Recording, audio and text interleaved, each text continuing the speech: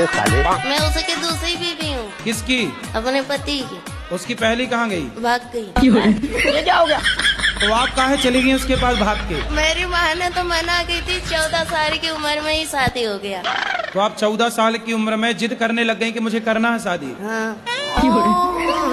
कभी कभी मन हुआ ना, मरने के लिए बहुत सारी दवाइयाँ खाई, बहुत कुछ किया, पर मोती नहीं आता है। अरे मिलावट है आजकल दवाइयों में, जहर में भी मिलावट है।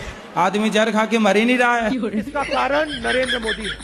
कितने साल के पति? वही 40 का होगा, बुढ़ा लगता है। तो आपको लगा कि शादी हो जाएगी तो काम नहीं करना पड़ेगा? रानी बन के रहूंगी इसलिए। पर दिल के अरमा आंसुओं में बह गए। गुरुजी, आपका मेरे चरणों में कोटि कोटि प्रणाम। और मेरा पूरा परिवार आया है, और मेरे 84-5 साल के मेरे फादर हैं।